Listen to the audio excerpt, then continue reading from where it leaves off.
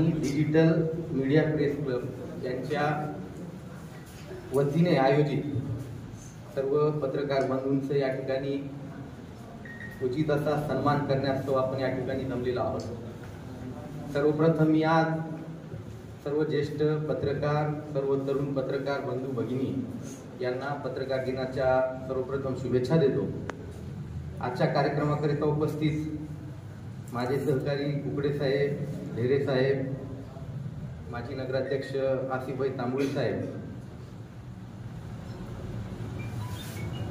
ज्यांचं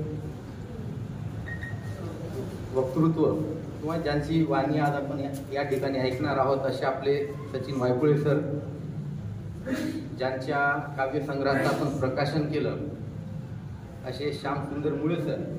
खरं तर त्यांनी प्रस्ताविकेत सांगितलं का सरांचं वय 85 असं काही सांगितलं, परंतु मला वाटत नाही सरांचं वय 85 असेल, 25-30च्या दरम्यान असेल। कारण इतक्या सुंदरपणे त्यांनी त्यांचं काव्यसंग्रह लिहिलेला आहे आणि जे काही आयुष्यभरामध्ये एक व्यक्ती किती काम करू शकतो, किती साहित्य लिहू शकतो, किती वृत्तपत्र चालू शकतो, याला कुठेतरी खरं तर मर्यादा असते, परंतु ती मर्यादा तुमच्याकडे नसावी कदाचित।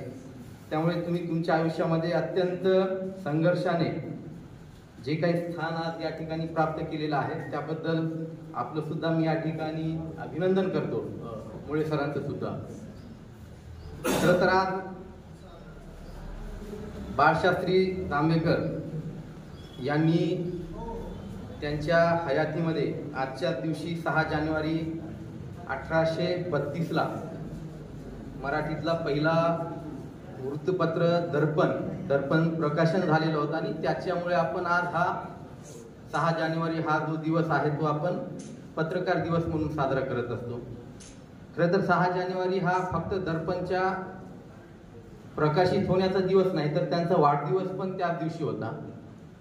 परंतु आपण ज्या काही महापुरुष असतील, असे जे काही मोठे व्यक्तिमत्व होऊन गेलेले आहेत, हे असे दिवस साजरा करायची जी काही आवश्यकता आहे किंवा आपण का साजरा करत असतो तर त्यांच्यातून काहीतरी गुण आपण त्या ठिकाणी घेतले पाहिजे।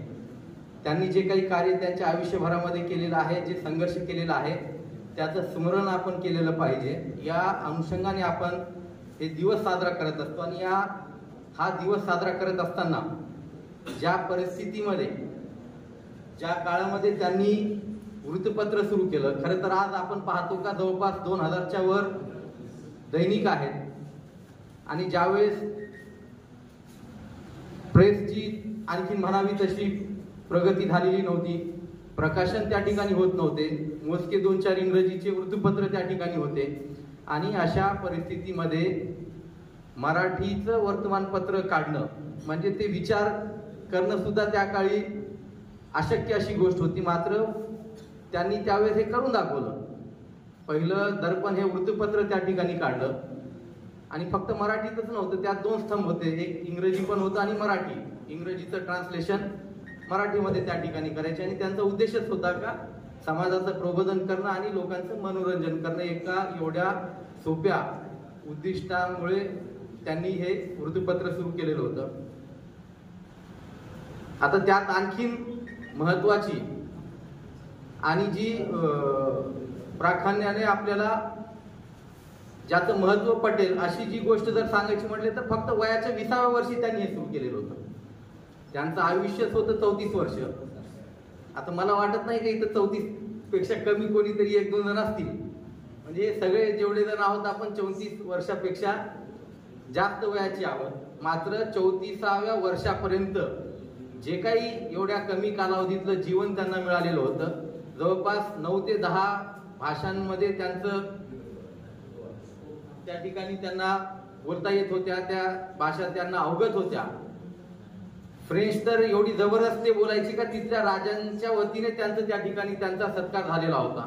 म्हणजे असे विविधांगी व्यक्तिमत्व, म्हणजे फक्त वृत्तपत्रच नाही, समाज प्रबोधन असेल, वेगवेगळ्या भाषांचे त्यांचा अभ्यास असेल, इंग्रजीचे प्राध्यापक म्हणून त्यांनी काम केलं, अशा विविधांगी अंगाने सुद्धा बाळशास्त्री जांभेकरांचं जो काही कार्य आहे ते समाजाला खरोखर प्रबोधन होईल याच पद्धतीने होता.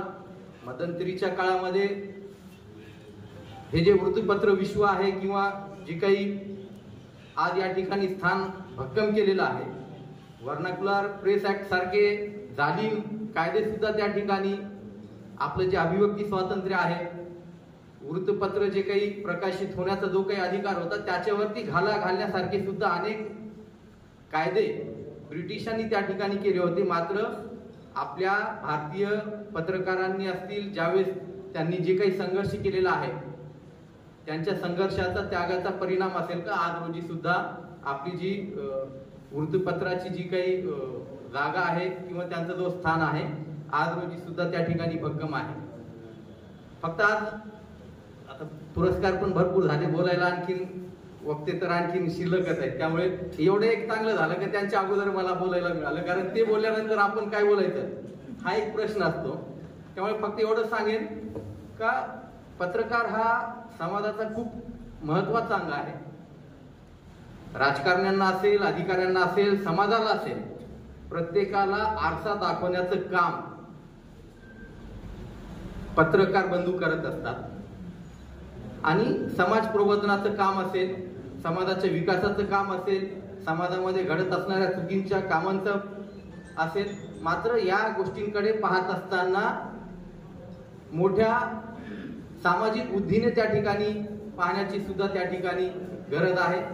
आज आपल्या बार्शी तालुक्यामध्ये सुद्धा अतिशय चांगल्या पद्धतीने लिखाण करणारे अनेक जण आहेत. म्हणजे जे आपली जी काही इतिहास आहे बार्शीचा, हा सुद्धा आता मला बसल्या बसल्या साळवे साहेब सांगत होते की 1885 साली स्वामी साहेबांचे सासरे यांनी काही एखादा 1885 साली पेपर सुरू केलेला होता त्या ठिकाणी. म्हणजे अशी मोठी हिस्ट्री, मोठा इतिहास बार्शीच्या वृत्तपत्र क्षेत्राला सुद्धा आहे. त्यामुळे आजच्या या दिवसाच्या औचित्याने मी सर्व बार्शीतील सर्व पत्रकार बंधू भगिनींना आजच्या पत्रकार दिनाच्या मनपूर्वक या ठिकाणी शुभेच्छा देतो. आणि जो विडा असेल उचललेला, तुम्ही जो काही समाज प्रबोधनाचं कार्य तुम्ही हाती घेतलेलं आहे त्या अशाच पद्धतीने आपण चालवावा आणि आपल्या भावी आयुष्यासाठी, भावी कार्यकाळासाठी मनपूर्वक या ठिकाणी शुभेच्छा देतो. आणि माझे 2 शब्द सांगायचे 21 त्याच्यामुळं 10 मिनिटं मी बोलेन. स्वतंत्र विषयावर, आपण या विषयावर स्वतंत्र बोलू. दुपारच्या भर 1:30 वाजले असताना इतक्या गंभीर विषयावर अशा गंभीर वेळेला बोलणं हे उचित नाही. त्याच्यामुळं याच्यावर आपण नंतर बोलू. फक्त आज वृत्तपत्र संपादक संघ आणि डिजिटल मीडिया प्रेस क्लब यांच्या वतीनं आज जो कार्यक्रम आयोजित केला त्या कार्यक्रमाच्यासाठी विचारपीठावर उपस्थित असलेले की ज्यांनी बार्शी नगरपालिकेमध्ये काम करत असताना जात धर्म पंथ या पलीकडे जाऊन आणि नगराध्यक्ष पदाच्या खुर्चीच्या पलीकडे जाऊन माणुसकीच्या भाव ठेवत ज्यांनी ते काम केलं ते आदरणीय माजी नगराध्यक्ष ॲडव्होकेट असे तांबोळी साहेब, ज्यांच्या पुस्तकाचं काव्यसंग्रहाचं वयाच्या 80च्या नंतर सुद्धा प्रकाशन झालं आणि 80 नंतर सुद्धा ज्याला कवितांच्या ओळी सुचतात आणि काव्यभाव ज्यांचा जिवंत आहे, शाबूत आहे, असे श्यामसुंदर मुळे सर, ज्यांनी इथं भाषण केलं आणि तालुक्याच्या प्रमुख खुर्चीवर बसल्यानंतर सुद्धा वेगवेगळ्या कार्यक्रमामध्ये वेगवेगळ्या विषयावर वेगवेगळं बोलण्याचं कौशल्य पाहता पाहता ज्यांनी कमी वेळेत अवगत केलं आणि आता सुद्धा ते वर्णाकुल ऍक्ट वगैरे ह्या सगळ्यांवर अतिशय अभ्यासपूर्ण बोलले ते आपल्या तालुक्याचे तहसीलदार शेख साहेब, आणि ज्यांनी आता नुकतंच मनोगत व्यक्त केलं आणि अतिशय सहृदयी म्हणजे पोलीस खात्यामध्ये असून सुद्धा लोकांशी असलेला संवाद आणि तो संवाद सेतू ज्यांनी अतिशय उत्तम असा जपला, जतन करून ठेवला. आणि आता त्यांनी भाषण केलं आणि भाषण करताना त्यांनी जाणीव सुद्धा शेवटी करून दिली की आता जेवणाची वेळ सुद्धा झाली आहे. आणि हे खरीच आहे, कारण 1:30 वाजल्या. आमचे सहकारी पोलीस ठाण्याच्या खुर्चीवर बसल्यापासून शांतता अबाधित ठेवण्यासाठी ज्यांनी मोलाचे प्रयत्न केले ते आमचे सहकारी आणि पोलीस निरीक्षक बालाजी कुकडे साहेब, या ठिकाणी उपस्थित असणारे जे सिंघम, दबंग अशा अनेक विरुद्ध ज्यांच्याबद्दल लावली जातात आणि ती विरुद्ध लावावी असं व्यक्तिमत्व सुद्धा जतन करून ठेवलेले. म्हणजे निस्तच सिंघम म्हणायचं आणि पाठीला बाक आहे म्हणजे असं पण नाही चालत. परंतु ज्यांचं शरीर मजबूत आहे, शरीरदृष्टी चांगली आहे, कामाची म्हणजे धडाका पण कामाचा तसाच आहे. आणि त्याच पद्धतीने काम करणारे तालुका पोलीस ठाण्याचे सहाय्यक पोलीस निरीक्षक दिलीप ढेरे साहेब, माझ्या अकॅडमीमध्ये मी सातत्याने ज्यांचं वर्णन करतो आणि भेटलेल्या नवख्या परिचित अपरिचित प्रत्येक माणसाला 2 प्रश्न कायम ज्याने विचारले की तुम्ही कसे आहात आणि घरचे कसे आहात, असे प्रश्न विचारून आपली आणि घरच्यांची काळजी ज्याने सातत्याने केली ते आदरणीय आणि अतिशय नम्रता लीनता अंगी ठाई असलेले उद्योजक विनयभाई संघवी साहेब, वकिली बरोबर ज्यांचं वाचन पण अफाट आहे आणि वाचनाबरोबर ज्यांचा लोकांशी संपर्क चांगला आहे आणि वकिलीच्या वर त्या सगळ्या गोष्टी सांगत असताना बोलत असताना वाचनाच्या संदर्भात ज्यांच्या भाषणामध्ये सातत्याने पाहायला मिळतात, वाचनाचा छंद जतन करणारे ॲडव्होकेट प्रशांत शेट्टे साहेब, उपस्थित तुम्ही सर्व पत्रकार बंधू बांधव, 5 ते 6 माणसं सोडली तर सगळेच पत्रकार या ठिकाणी आहेत, त्यामुळे सर्वांना पत्रकार दिनाच्या मनापासून शुभेच्छा देतो.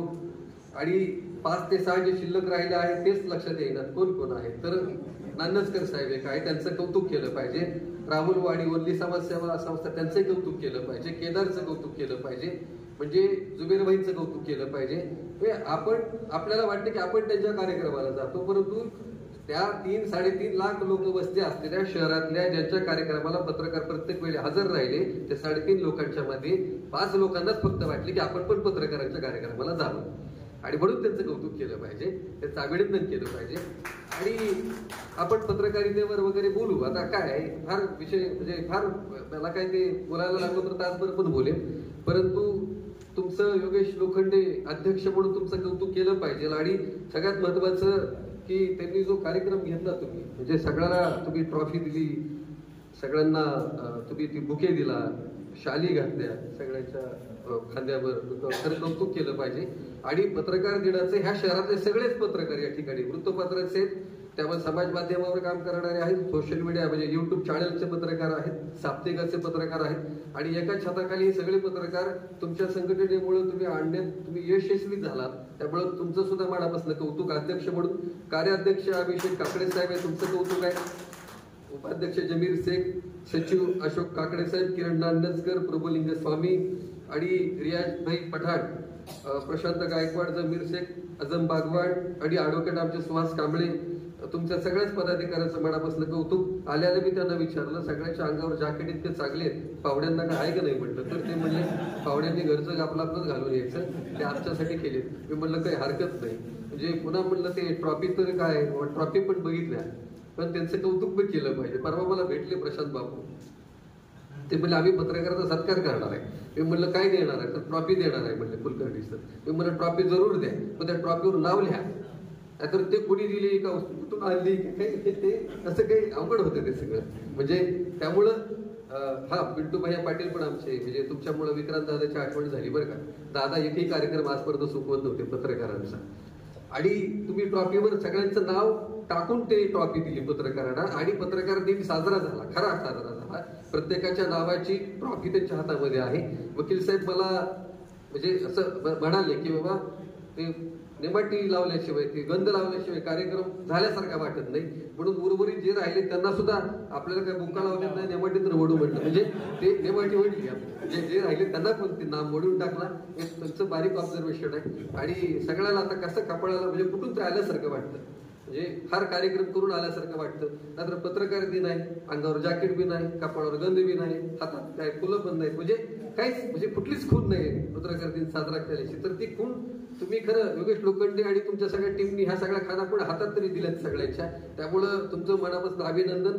पत्रकारितेवर बोलण्यासारखं खूप आहे, परंतु वाजले 2:15 जेवणाची पण व्यवस्था माझ्या माहितीप्रमाणे एकाने आपल्याला शुभेच्छा देताना सांगितली की तुम्हाला आम्ही शुभेच्छा देणार, पण शुभेच्छा बरोबर जेवण पण देणार. म्हणजे त्याच्यामुळे काय आज जे मिळतं ते मानाचंच आहे असं सांगतायचं, लक्षात येतं. त्यामुळे ही मान सुद्धा वर्षातून एकदा येतो. सकाळ सकाळ बायकोने शुभेच्छा दिल्या, मी म्हणलं पत्रकार दिन साजरा झाला. 8 वर्षातनं पहिल्यांदाच तिच्या लक्षात आलं की बाबा त्यांना पण पत्रकार दिनाच्या शुभेच्छा दिल्या पाहिजेत. हे कधी कधी कुणाला कधी साक्षात्कार होतं तर कौतुक केलं पाहिजे तिचं. शेवटी काय तिच्यामुळेच आपण पत्रकारिता करू शकलो. काळे सरांचा आवर्जून उल्लेख केला पाहिजे. कुलकर्णी सर, गव्हाणे दादा इतकी वर्ष पत्रकारिता करता प्रभुलिंग स्वामी इथं आहेत आणि कौतुक केलं पाहिजे. नितीन भोसले आले तिथे त्यांचाही सत्कार राहिला. लोखंडे सर तो नंतर करा, म्हणजे ते पण चांगल्या पद्धतीने काम करतायत. शामराव आहेत आणि दोघांचं विशेष कौतुक. चंद्रकांत कर्डके ज्यांना कळमचा पुरस्कार जाहीर झाला पत्रकारितेचा, त्याबद्दल त्यांचं मनापासून कौतुक. आमचे संजय आबा बारबोले जे आहेत ते संजय आबा बारबोलेंना डिसले चा पुरस्कार झाला आणि त्यांचं आजच वितरण आहे त्या पुरस्काराचं. त्याबद्दल संजय आबा बारबोलेंचं सुद्धा मनापासून आमच्या सर्वांच्या वतीनं, महाराष्ट्र पत्रकार बांधवांच्या वतीनं, विचारपीठावर उपस्थित असलेल्या सर्व मान्यवरांच्या वतीनं मनापासून अभिनंदन आणि शुभेच्छा. काँग्रेसचे शहराध्यक्ष विजय साळुंखे यांचं कौतुकच केलं पाहिजे. प्रत्येक कार्यक्रमाला या ठिकाणी हजर असतात आणि बघा ह्यात जी खाली बसलेली माणसं आहेत ना, ही सुद्धा माणसं सगळी व्यासपीठावर नेहमी बसणार आहे. पण त्यांना आज वाटलं की पत्रकार दिन आहे, आज आपण पत्रकारात बसलं पाहिजे आणि तो मान घेतला पाहिजे असा भाव त्यांच्या चेहऱ्यावर आहे. आणि म्हणून त्यातले बरेच जण, किरण देशमुख सर म्हणले मी खालीच बसतो, वर बसलेले पुन्हा ते खाली गेले. वर बसण्यासाठी सगळी लढाई देशभरात सुरू असताना वरून खाली बसायचं धाडस करणं सुद्धा कठीण आहे. परंतु त्यांच्या धाडसाबद्दल सुद्धा कौतुक केलं पाहिजे. सचिन आपसिंकर या ठिकाणी आमचे बंधू, म्हणजे खूप वर्षापासून त्यांचा आणि माझा स्नेह वार्षिक पहिल्यापासून जास्ती काळ कोणाचा राहिला असेल तर तो त्यांचा राहिला. खूप वर्षापासून आम्ही स्नेही आहोत आणि त्यांचं कौतुक खरं केलं पाहिजे की म्हणजे आपण शारीरिक ज्या गोष्टी असतात त्याच्याही पेक्षा पलीकडे जाऊन, म्हणजे दृष्टी असणं काय किंवा नसणं काय, दृष्टिकोन असणारी माणसं जशी महत्वाची असतात तसे दृष्टिकोन असणारे पत्रकार म्हणून त्यांच्याकडे बघितलं जातं. त्यांचं विशेष कौतुक या ठिकाणी करायला हवंय. आणि मी तुम्हाला सर्व पत्रकार बांधवांना इतकंच सांगेल की आता काय रेडिओवर काय बोलायचं, दूरचित्रवाणीवर काय बोलायचं, त्यानंतर पुन्हा वृत्तपत्रावर काय बोलायचं, तर ह्याच्यासाठी आपण स्वतंत्र कार्यक्रम ठेवला तर मला मोकळं बोलता येईल. आता जर मी बोलायला लागलो त्याच्यावर तर तारखा वगैरे लक्षात राहणार नाही. त्याच्यापेक्षा एक काम करा, माझं पुस्तक तुमच्याकडे आहे, पत्रकारिता शोध आणि बोध. त्याच्यातलं वरचं पहिली काही 150 पान, 250 पान नाही वाचली तरी चालतील. शेवटची 8 पान तेवढी आवर्जून वाचा, कारण तो पत्रकारितेचा बोध आहे आणि पत्रकारांनी यातून बोध काय घ्यावा त्याच्यावरती लिहिलेली पानं आहेत. ती जरी पानं वाचली तरी माझं भाषण झाल्यासारखं आहे. त्याच्यामुळे आताही पुन्हा डबल वेळ घेत नाही. आणि तुम्हाला एक विनंती अशी करायची आहे की योगेश लोखंडे, किरण नांदसकर सर, रियाज भाई या सगळ्यांनी काय केलं, आमचे राहुल झोंबाडे साहेब यांनी काय केलं की तुम्हाला सत्कार करून तुमच्या हातात ट्रॉफ्या दिल्या. सगळ्यांची नाव आहेत बघा त्याच्यावर.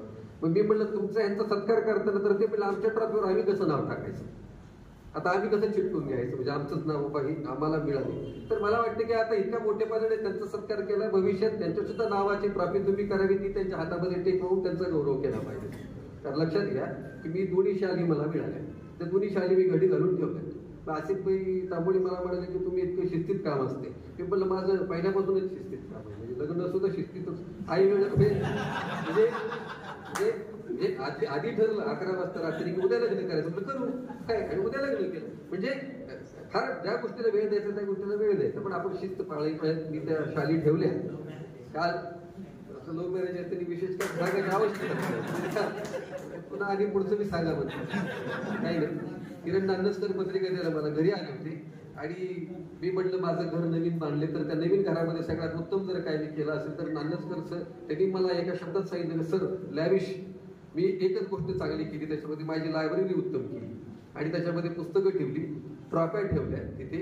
आणि मी तुम्हाला सांगतो, ज्या आजवरच्या मला शाली मिळाल्यात ना, त्या शाली घडी घालून त्याच्यासाठी 3 कपाटात त्या शाली मी तशाच ठेवल्या आहेत. कारण तुमच्या पाठीवर टाकलेली ती शाल नसते, ती थाप असते आणि ही थाप आपल्याला आयुष्यभर जपून ठेवता आली पाहिजे. कुठल्या गोष्टी जपल्या पाहिजेत, आपण शाल जपली पाहिजे, ट्रॉफी जपली पाहिजे, आपल्याला कौतुकाचे शब्द ज्यांनी उच्चारले ते शब्द जपले पाहिजेत. ते सगळं सोडून आपण पैसा जपतो. घोटाळा काय होतो तो पण जवळ नसतो, तो बँकेत असतो. म्हणजे जवळ असणाऱ्या गोष्टीच्या जतन करून जवळ ठेवता येतील अशा जपल्या पाहिजेत. आमचे गुरु लवटे सरांच्या घरी मी गेल्यानंतर सर मला म्हणाले की आयुष्यभर मिळालेल्या मला त्या शालेत, याच्यासाठी मी स्वतंत्र कपाट केलं. म्हणजे खूप महत्वाच्या गोष्टी असतात, लक्षात घ्या. म्हणजे गावात जाऊन ट्रॉफी विकत घेणं आणि कोणीतरी तुमच्या हातात ती टेकवणं, ती खूप महत्वाची गोष्ट असते. आज पत्रकार दिनाच्या निमित्तानं तुमचा मोठेपणा योगेश लोखंडे साहेब, राहुल झोंबाडे, नांदसकर, तुमच्या मोठेपणाचं, सुहास कांबळेकर, तुमच्या मोठेपणाचं कौतुक केलं पाहिजे. आमचा सगळ्यांच्या या ठिकाणी तुम्ही मनापासून सत्कार केला, गौरव केला, पत्रकार दिन साजरा झाल्यासारखा झाला.